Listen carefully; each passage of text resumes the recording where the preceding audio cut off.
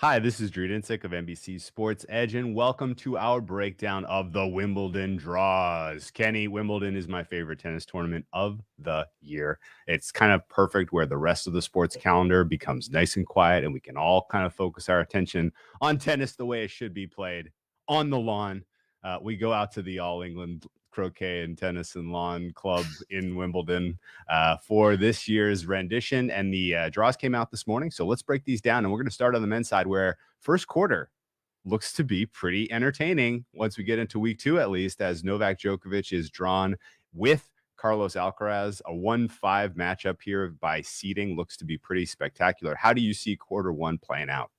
Yeah, it's an interesting quarter because Alcaraz, we've mentioned, we've talked a lot about his inexperience on grass, right? And how is he going to fare in this tournament? But when you look at the way that he played at an exhibition. He lost to Francis Tiafoe early this week. And he had a wrap around his arm, the same one when he won his first clay court tournament. He was giving it less than 100% according to reports on the scene. So perhaps Alcaraz not the threat to be reckoned with here that he was in the French Open. And with that, I think Novak Djokovic has a pretty easy path to get to the semifinal, even the final. I actually have him projected to face Oscar Otta. I think Oscar Otta here can get through, what's left of this quarter of the draw, given that I think Alcaraz probably goes out earlier. And Otta also probably should have beaten Andy Murray last year at Wimbledon. It was very tight, a very close match. I think he can get through Murray. Obviously, Murray Djokovic would be incredible for our quarterfinal. That could easily happen. But, you want to throw Tim Van Rijt and you want to throw Oscar Otta, Andy Murray, any of these guys at Djokovic. I think Djokovic will win, and he's the beneficiary of a great draw here.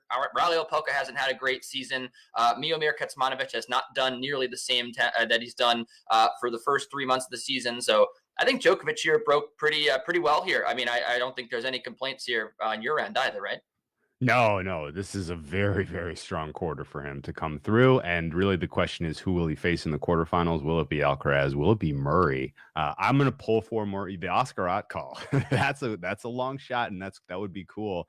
I'll have to keep an eye on how he plays through the first week here. But great grass player. He's a great grass player. I think Murray comes through, but ultimately Djokovic is to lose, as is the entire first half, in my opinion. I think he will face Hubert Hurkacz coming out of the second quarter. The second quarter looks pretty chalky to me. Pretty weak quarter, I would say, maybe the weakest quarter of the draw. And realistically, top half, you have the weakest seed of the top four seeds in Casper Ruud. He is not a great grass player.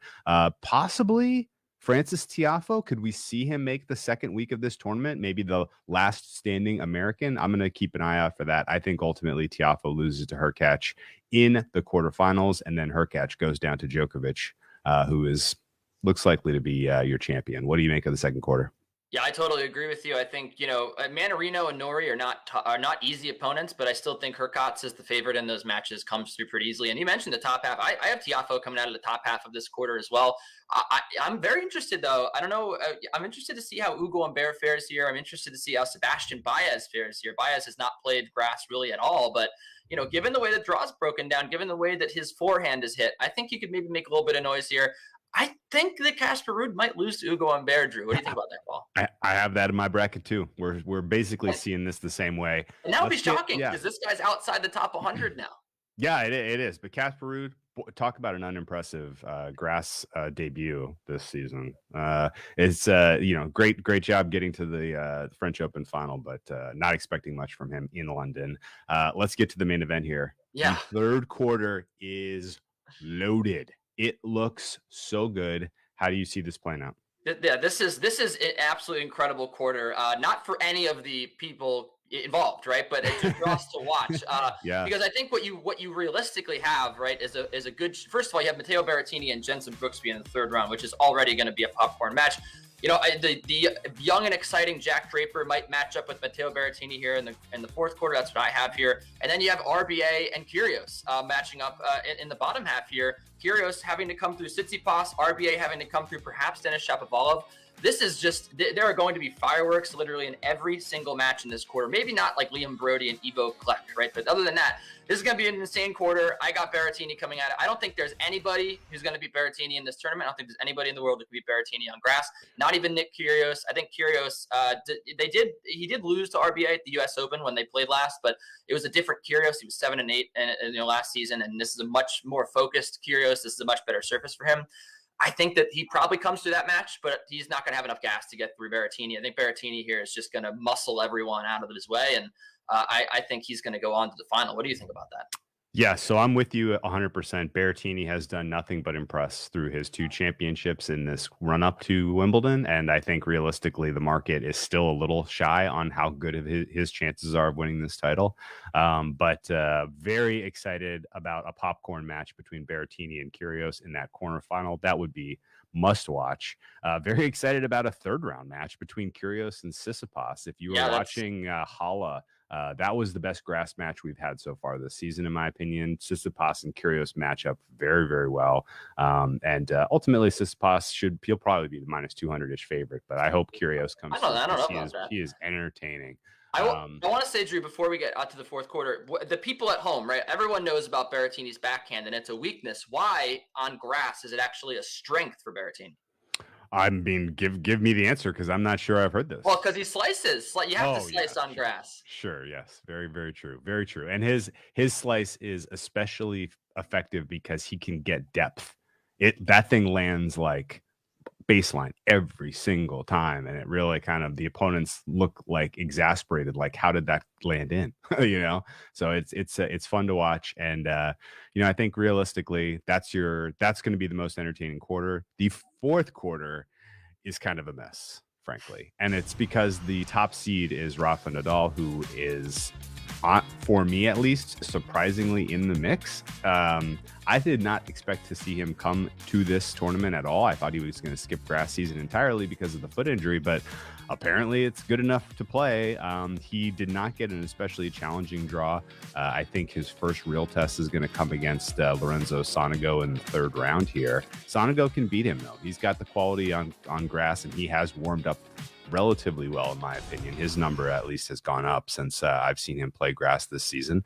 And potentially, even if Rafa Nadal gets through Sonego, I think Cilic is going to be too much to contend with in the 4th round. Cilic is an excellent grass player. He, of course, showed quality on clay that we did not anticipate this year. And I would have to make him the favorite. I would have to make him. Yeah, most of us, of course, Kenny's guy, Marin Cilic. I would have to make Cilic the favorite to win the 4th quarter by my numbers, and I think that's going to be a bettable price. What do you make of the 4th? I agree. I got Cilic coming out of this quarter as well. I thought when you said this is a mess, I thought you were going to say it was a cress, because Maxime Cressy, all these people, all the sportsbook bros went out there. They took FAA to win Wimbledon when Alexander Zverev went down, and considering the weakened field and Nadal's foot, FAA's got to play Maxime Cressy in the 1st round. That is trouble for FAA. If I have an FAA ticket, I may even be cashing out right now, because I do not know if he's going to make it past that 1st round. I have Cressy winning that match. Cressy's been insane on grass. And I also would say this could be Taylor Fritz's year. I think Taylor Fritz goes to the quarterfinal here. I know that, he's had, I don't know if he's going to beat Alex de Minaur, but I do think that he's had a very, very solid grass court resume over his career. He has the big serve, big forehand. We haven't seen Taylor Fritz play great tennis in a month or so. I think he's going to come out of his shell here and really play some excellent ball, because when he was on the hard courts earlier this season, he was playing absolutely incredible. So I think that he can come through this, go to the quarterfinal, and then he could come through Marin Cilic. I still think Cilic wins that match, but I agree with you ultimately of the quarter winner. So I think Taylor Fritz, though, maybe this is his year to finally get to a Grand Slam quarter, Grand Slam semi. In terms of the semi, because since we have the same semis, right? Who you got going to the final, and who do you have winning the final? So I'm looking at Djokovic over Herc pretty comfortably. I'm looking at Berrettini over Cilic somewhat comfortably.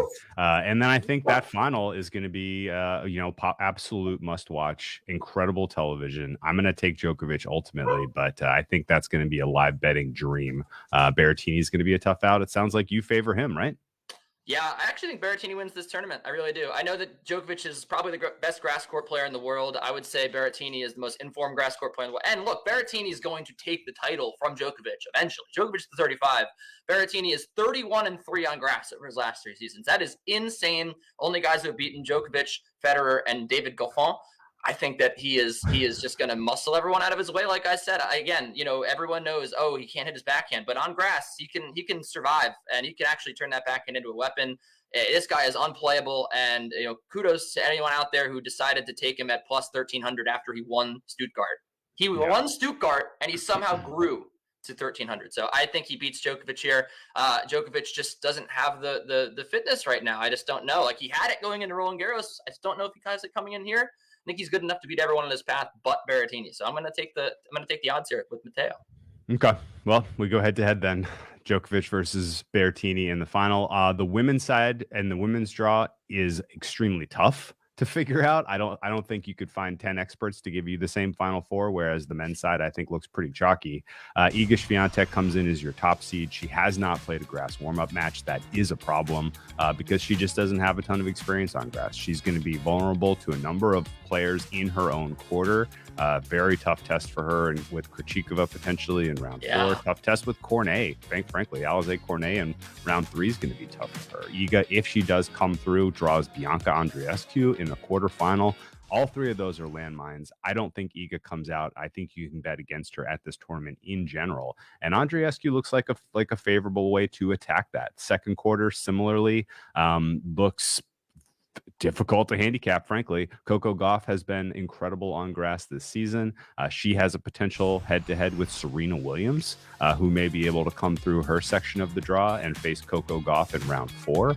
And I think Serena potentially could make a semifinal here, considering the fitness we've seen from her in her warm-up doubles in Eastbourne. She looked good, frankly, better than I thought. And I think Serena is going to make week 2 here, ultimately not win this title, because at some point she's going to run into a player of higher quality and she's going to run out of gas. But Serena Williams as a potential semifinalist would be an amazing story, and it would be worth cheering for even outside of betting on this event. But, I think the top half of this draw, if there's a value to be had, it's with Bianca Andreescu. She's Canadian superstar and, past slam champion.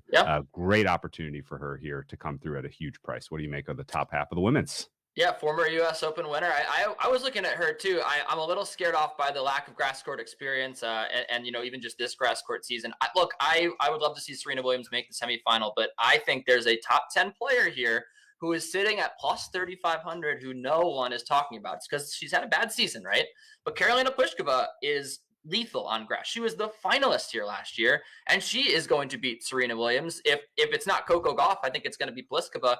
There are a number of women in this quarter that I could see going to the final or even winning. You have Halep. We haven't talked about Halep. I know that she is really out of form, but the last time she played here, she won Wimbledon and beat Serena Williams. I think there are just way too many people in her way, from Coco Gauff to even maybe Amanda Anisimova, if she's able to find the quality to beat Gauff. But I think Pliskova is lurking here, and it's very dangerous. And you mentioned in the top half of this quarter, you mentioned Barbara Krejcikova. She is lurking here. I think we have Barbara Krejcikova is very good, and she has not played a lot of tennis this year, but she has the quality to beat Iga Swiatek. She has the quality to go to this final, and this is also a very good service for her. She's an excellent doubles player, excellent volleyer. She can slice the ball. I love the way she plays tennis, and like I said, she's going to win more slams. It's not just the French Open from last year. So that's an interesting one to me. But yeah, interesting call with Serena. She's definitely got the power, the serve, the forehand to do it. It's going to be, I think that's a really tough road for her. But the bottom half, Drew, I think it's a little easier to cap, right?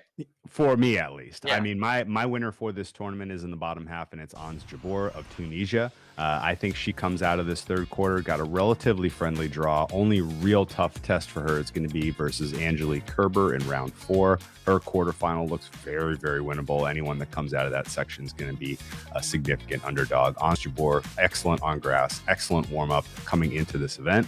And then names to look out for in the fourth quarter, I like Ostapenko and Beatriz Haddad-Maia at crazy long shot prices to get to that semifinal there. But ultimately, this is Ons Jabeur's tournament to lose, the way that I handicap this field. And frankly, still a decent betting price to be had on Ons. So that's my ultimate winner. Ons over Bianca Andreescu. What is your final prediction for the women?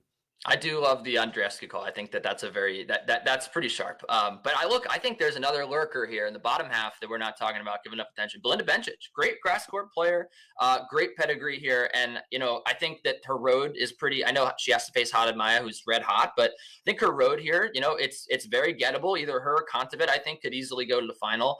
Maria Sakkari as well. I've got Sakkari Bencic in the quarterfinal, and then Jabeur and Madison Keys. Madison Keys, very good quick surface player. And, the way that this draw opens up, Danielle Collins has not done well on grass. Allison Risk could take out Danielle Collins, open up Madison Keys to beat Allison Risk, and then maybe Keys Jabeur. That could be a great match. But ultimately, I do have Jabeur coming through, going to the final against Iga Swiatek. But again, like I said, there's a lot of names in that second quarter that could go there as well in the final. So I think it's going to be great. I think it's going to be an excellent women's draw, much like we've seen in years past, right? We haven't seen it with the last couple of slams because of Swiatek, but I think this should be pretty competitive. Okay, well, it's like we're reading from the same notes, so not a lot of disagreement from us today. Hopefully that's a good thing, but very excited for this Wimbledon. Be sure to catch all of our breakdowns. We're going to give you daily picks, boosted parlays, and just in general match tips throughout this fortnight. Enjoy Wimbledon, enjoy grass. Kenny, best of luck. Viewers, best of luck, and we will see you in round one.